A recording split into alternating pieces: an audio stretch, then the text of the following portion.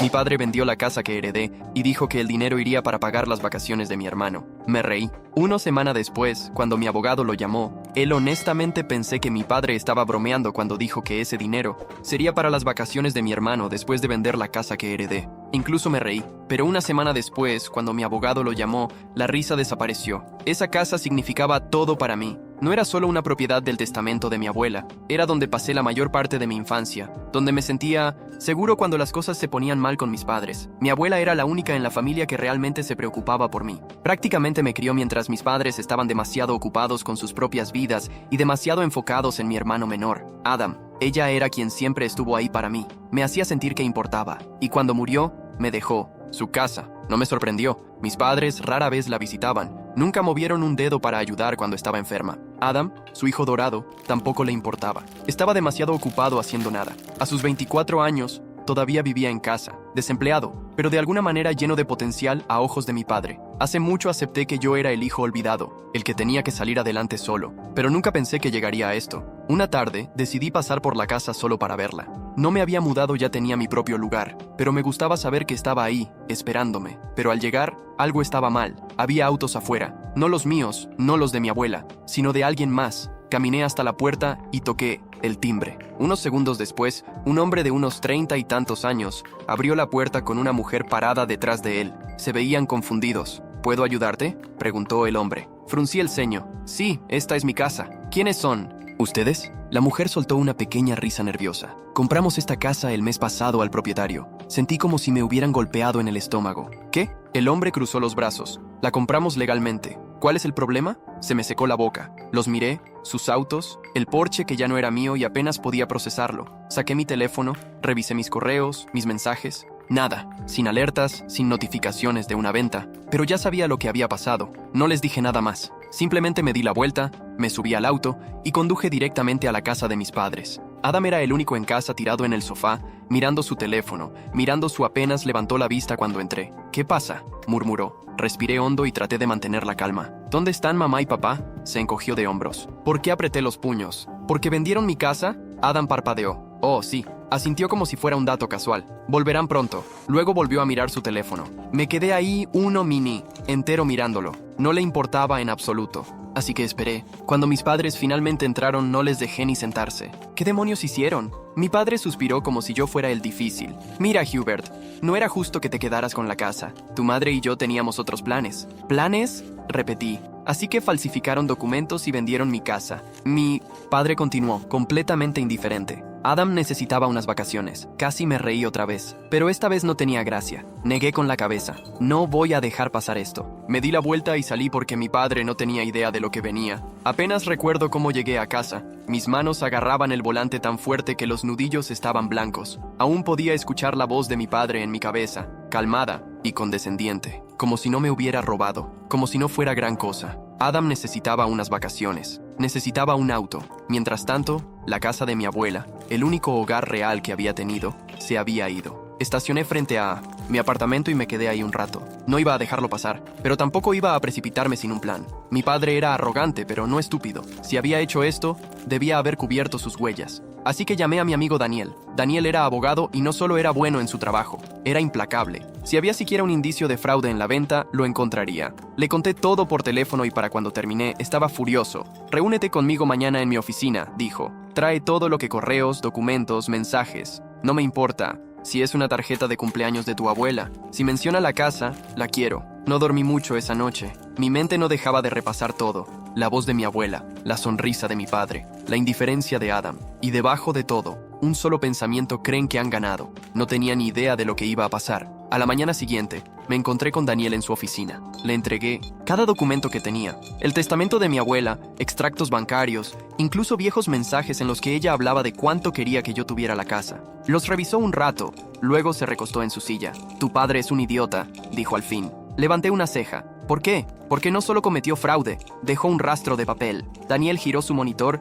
y me mostró algo que no esperaba. Una firma falsificada. Mi firma. Me acerqué. Espera, esta no es mía, Daniel murmuró. Tu padre falsificó tu consentimiento para la venta y lo hizo con un notario que ya ha sido investigado por negocios turbios. Esto es malo para él, muy malo. Exhalé lentamente. Entonces, ¿cuál es el plan? Daniel se tronó los dedos. Primero, les enviamos una demanda formal. Les damos la oportunidad de devolver el dinero antes de llevarlos a juicio. Pero considerando lo que me contaste de tu padre, dudo que cooperen ni de broma, dije. Entonces los demandamos y si no puede pagar, va a mostrar sus bienes, su casa, sus ahorros, todo. Asentí, sintiendo algo que no había sentido en disatisfacción. Hagámoslo. Sabía que mi padre no devolvería el dinero. Era demasiado arrogante para admitir que había hecho algo malo. Para él, siempre fui un problema, un obstáculo en su versión ideal de familia, donde Adam era el hijo perfecto y yo solo un detalle, incómodo. Pero esta vez, había cometido un error demasiado grande para ignorarlo, y me aseguraría de que pagara por ello. Ese mismo día, Daniel preparó la notificación formal, la envió por correo electrónico,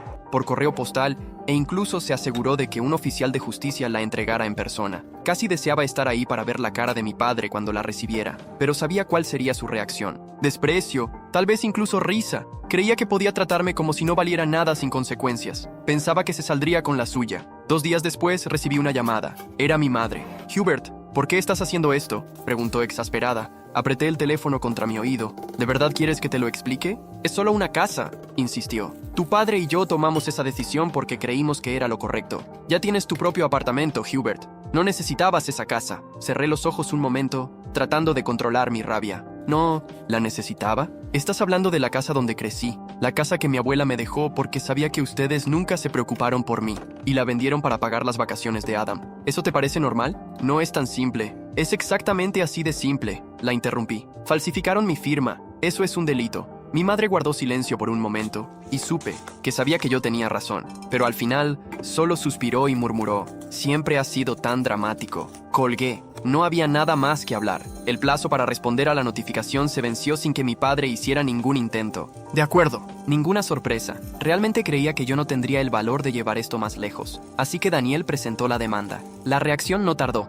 Al día siguiente, Adam me mandó un mensaje. Adam, ¿en serio? ¿Vas a demandar a tu propia familia por una casa vieja? ¡Qué ridículo! Me reí sin humor. Adam, que nunca había tenido que luchar por nada en su vida, pensaba que yo estaba exagerando. No tenía ni idea de lo que era que te arrebataran lo único que realmente te importaba. No le respondí. No merecía una respuesta. Pero mi padre no se quedó callado. A finales de esa semana, Daniel recibió un correo del abogado de mi padre. Un abogado mediocre, probablemente un amigo de la familia que aceptó el caso para intentar intimidarnos. El correo decía algo como: mi cliente niega todas las acusaciones. La propiedad fue vendida legalmente y cualquier intento de impugnar la venta será tratado como acoso y difamación. Le mostré el correo a Daniel. Lo leyó, rodó los ojos y soltó una carcajada. Está mintiendo. Si estuviera tan seguro ya habría presentado documentos probando que la venta fue legítima. Pero no puede, porque la firma es falsa. Entonces, ¿seguimos con la demanda? Sin duda. Los días siguientes fueron un infierno. Mis padres empezaron a contarle a toda la familia que yo estaba destruyéndolos. Recibí mensajes de tíos, primos,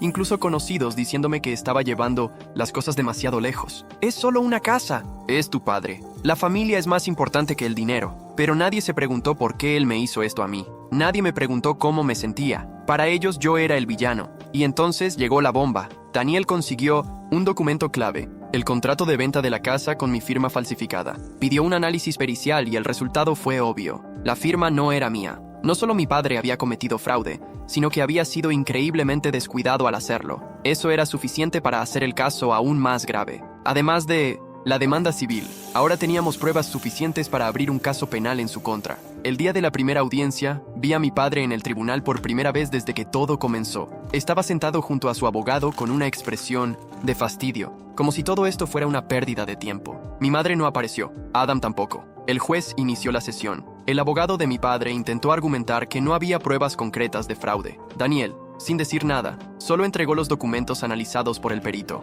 El juez los revisó unos segundos, luego miró a mi padre. Señor, ¿puede explicarme por qué la firma de su hijo parece haber sido falsificada? El rostro de mi padre enrojeció. Empezó a hablar sobre errores administrativos y malentendidos, pero el juez no estaba convencido. La audiencia terminó con el tribunal ordenando una nueva revisión de todos los documentos financieros relacionados con la venta. Eso significaba que, si mi padre estaba ocultando algo, y yo sabía que lo estaba, no tardaríamos en descubrirlo. Al salir del tribunal, finalmente rompió el silencio y se acercó a mí. ¿Crees que ganaste algo?, gruñó. Esto no va a terminar bien para ti, Hubert. Crucé los brazos. No, papá. El que cree que puede salirse con la suya eres tú. Pero esto se acabó. Me miró fijamente por un momento. Luego se alejó. Esa noche, me senté en mi apartamento, y dejé que todo se asentara. Aún quedaba un largo camino por delante, pero por primera vez en mucho tiempo, sentí que tenía el control. 2 semanas después, recibimos la notificación oficial. El tribunal reconoció el fraude y anuló la venta de la casa. La propiedad volvería a mí y mi